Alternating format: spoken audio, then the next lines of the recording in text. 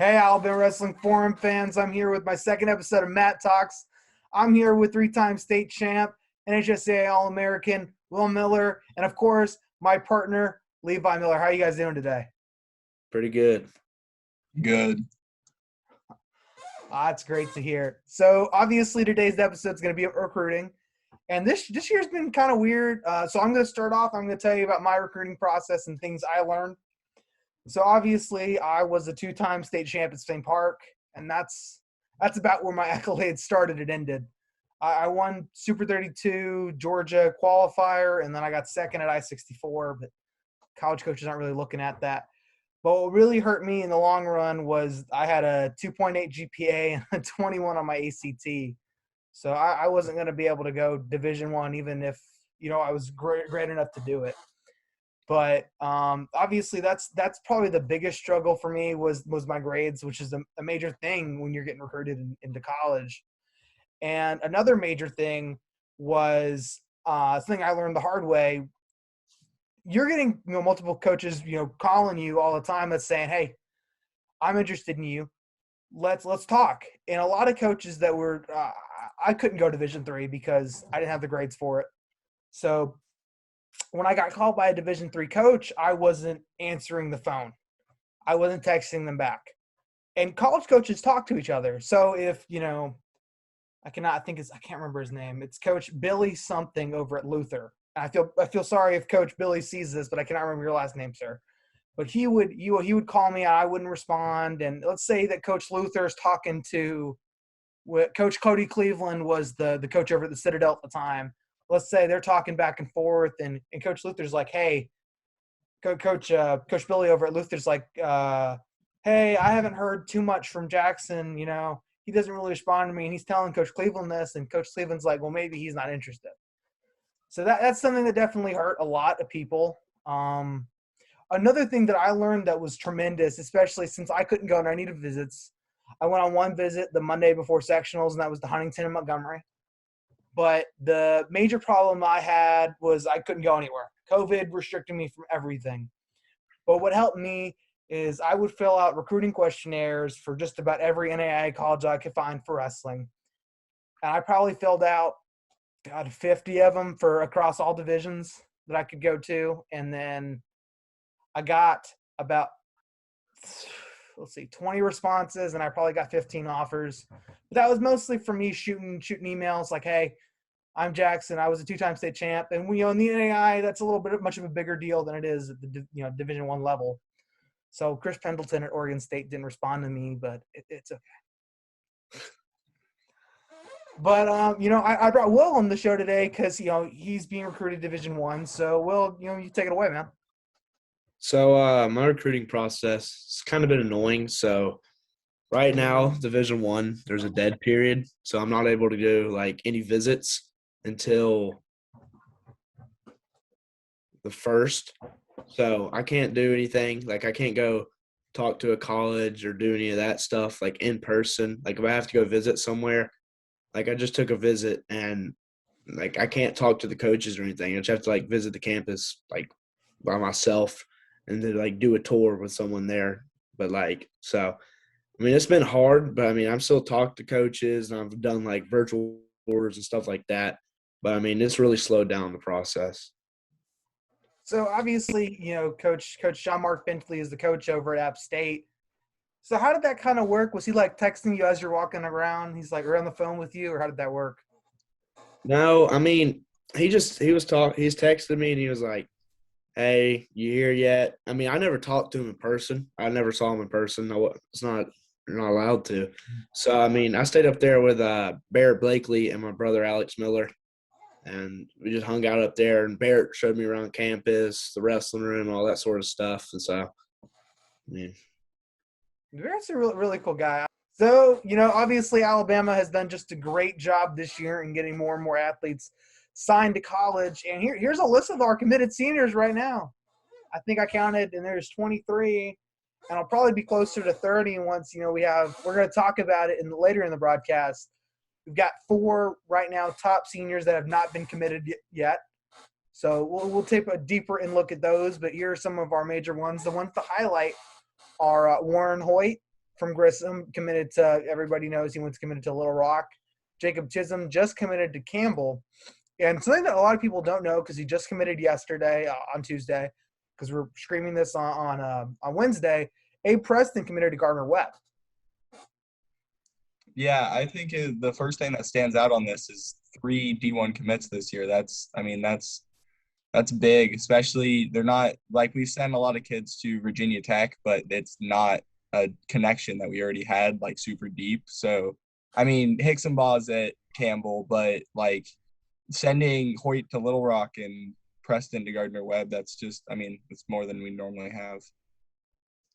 I think Huntington picked up half the state. But I mean, I saw Warren Hoyt's coming in. I practiced. We went to a camp in Virginia, and I rolled around with him. He's pretty good. So I mean, I saw that one coming. I saw Chisholm's coming, but the Abe Preston one shocked me. I didn't see that one coming at all. Yeah, I mean, obviously, Abe Preston was not one that a lot of people had, but something that Kerry Colatz tweeted about was that I would rather have a kid who's a little more fresh, who's got a good passion for the sport, than someone who's on their last leg. So someone who's wrestled since they were 4 years old might be burned out by the time they're a senior in college. Another major thing that I saw, and I know this has affected, some wrestlers. I'm not going to name any names, but I had a buddy who went to a college for coaching, specifically for coaching, because the coaching there was going to be phenomenal. And sadly, he got there, and the coach left after a year. So That sucks. yeah, I mean, the things that you really can't control are the problems. So if you're going to go to a school, make sure that you're 100%. You got to be completely passionate about it. I was talking to Brennan Brindley, who was a 4-timer who went to SEIU in the 2000s, the early 2010s, and he was like, the biggest thing, man, is you got to have passion. Because if you're going to be in a place far away from home for 4 years, you need something driving you. Riley Kuhn actually committed. He told us he was going to go to the University of Charlotte. They're the 49ers for some reason, even though they're in North Carolina and not California. But he's going to Queen's University in Charlotte to wrestle, which is really cool. Obviously, the North Alabama has a really solid connection with Kentucky Wesleyan. Obviously, Natty Bullard was a Foley kid. He was a couple-time placer, a couple-time qualifier at Foley. And then, as Will mentioned, there are a lot of Huntington guys, which is, it's crazy to think that we have a college in the state that's given the opportunity for many of our wrestlers to go wrestle, which is the biggest thing. I was talking to Rod Gaddy. So I was at the Auburn tournament my senior year, and I ran into him, and I'm like, hey.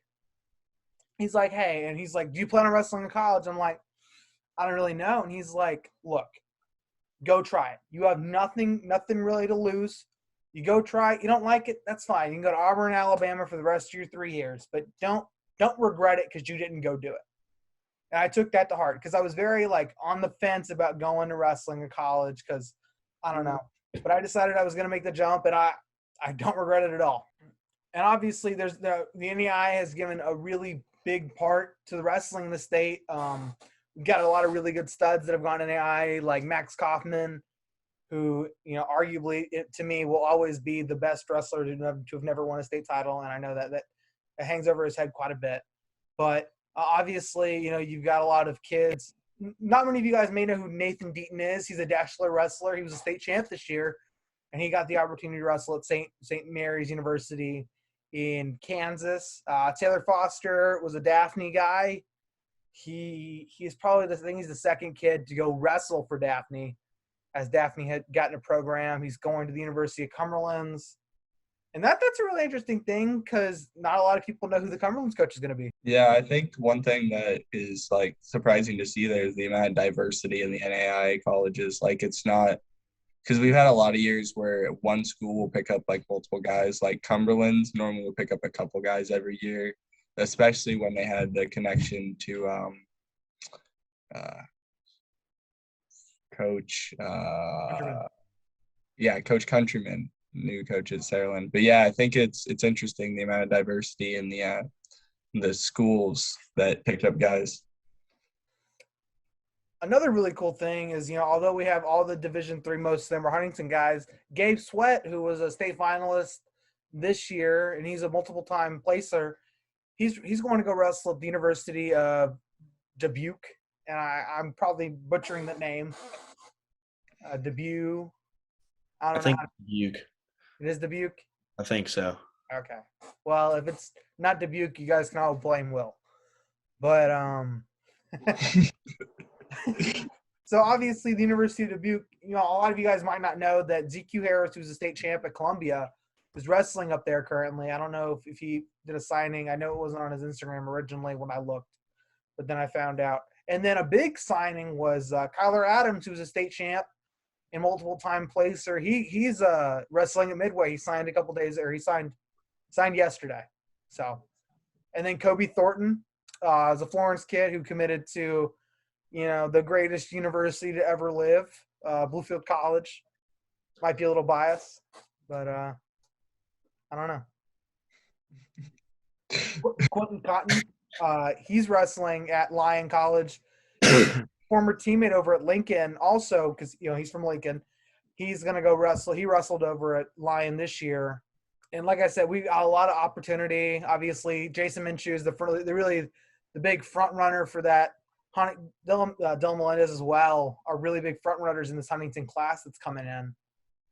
So next we're going to talk about the top 4 recruits that have not technically been picked up yet. Obviously, the front runner is the guy who's joining us today, and Will Miller, the 3-time state champ and recent NHSAA finalist. He's just done a really good job on the mat. He's definitely changed quite a bit. His wrestling has changed. I know that picture's not from this year.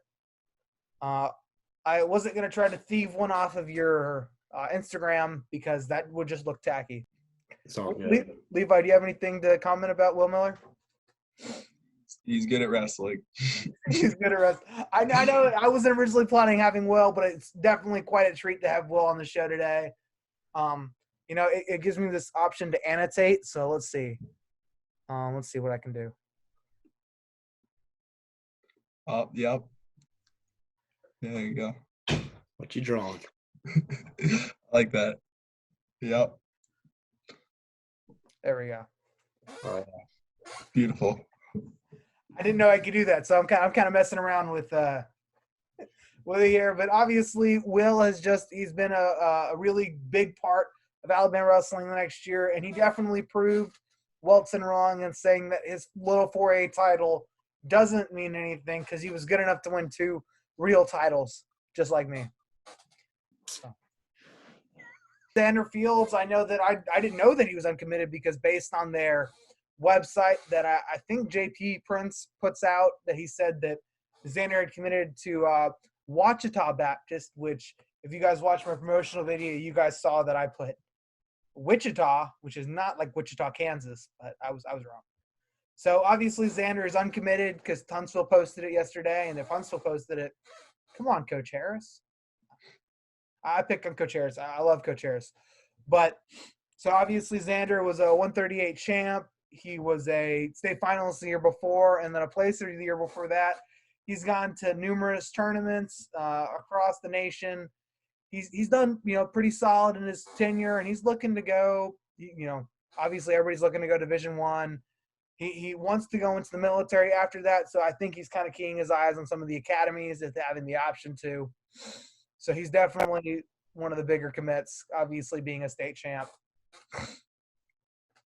Yeah, I saw him wrestle this year at state. He's pretty good, scrappy, looks super strong. About all I got.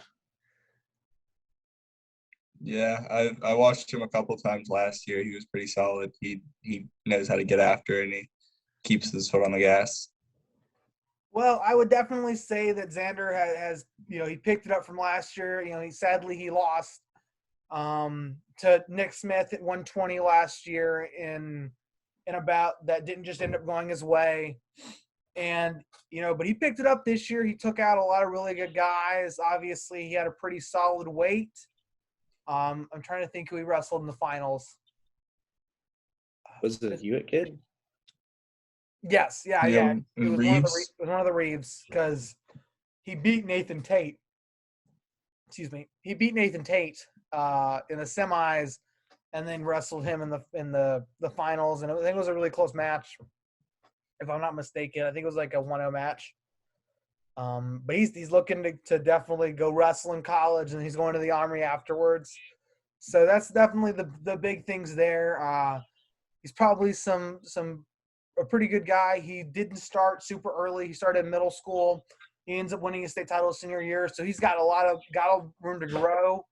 And yeah. Next guy up we're going to talk about is Xander McWilliams. Xander McWilliams is one of those. It was in 2019 that Wetumpka had 3 state champs at 106, 132, and then obviously Mason at 170 that year.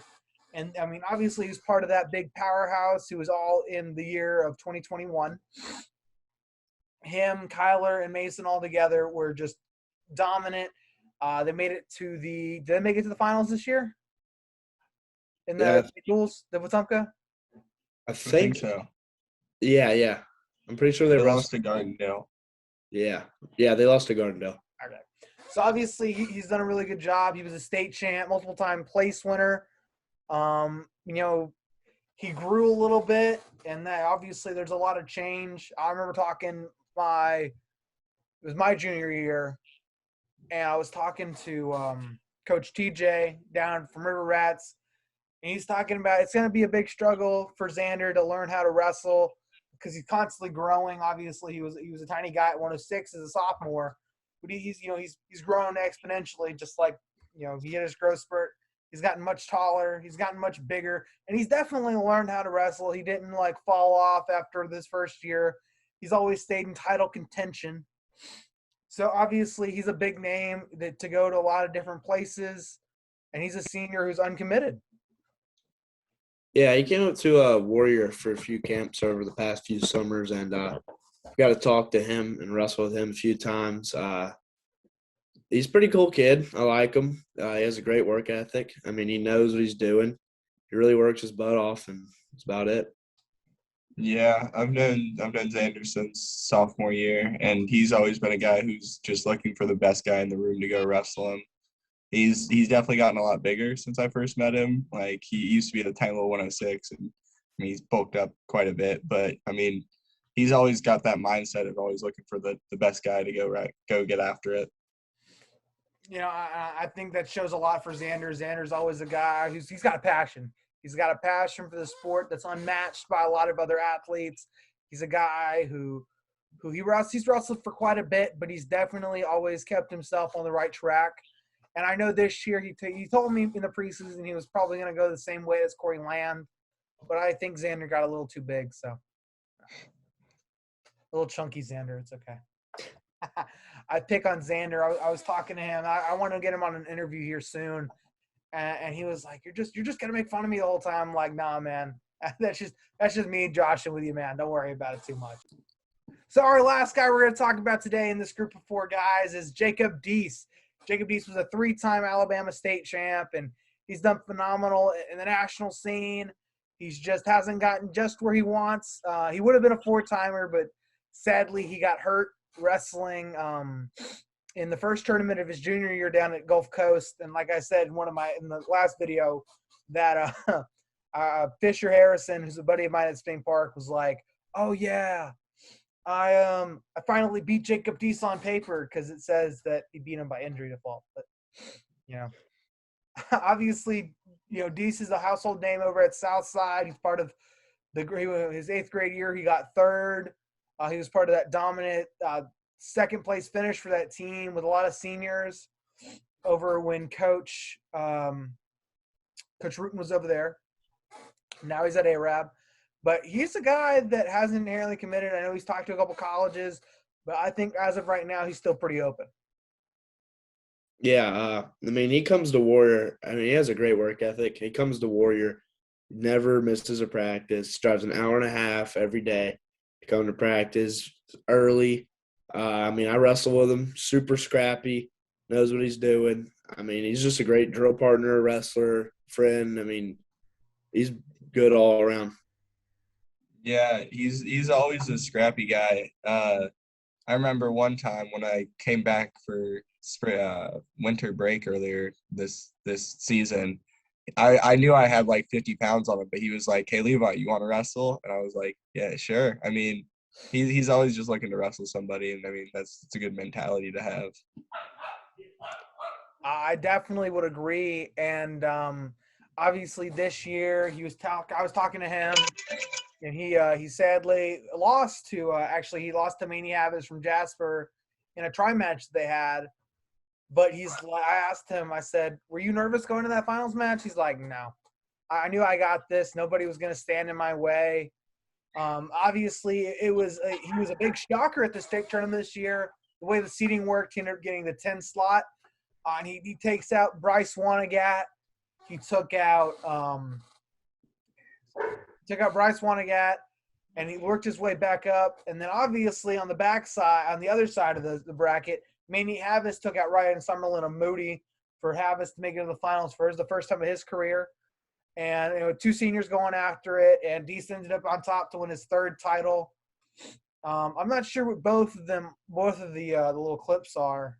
I'm assuming one of them is the Jim Jeffries, and I'm guessing the other one is Penn. No, it couldn't have been Penn's. What are the three? Best match. It was best match, wasn't it? I think so. I believe so. I didn't think they gave out two to more than one guy. You just gotta be built different.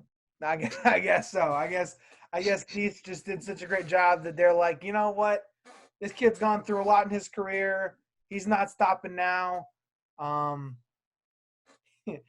got a couple Deese stories that I could tell, but almost about to run out of time. So, obviously, thank you guys so much for joining me. I had a lot of fun. Will, Levi, is anything you guys want to say to my viewers before we head out? No, I ain't got nothing. No? You guys don't have anything? Well, of course, thank you guys so much for watching this video with me. Taking the time to talk about all the committed guys. Congrats to everybody who's signed and committed. And we're looking forward to see where, of course, Will is going to commit. He told me that it's going to be Division I for sure, which is really exciting. Obviously it would have been more exciting if he was the first Division I athlete from Helena. But, he wanted to win a couple real state titles. So, obviously, thank you guys so much for joining me. And stay cool. I've been wrestling.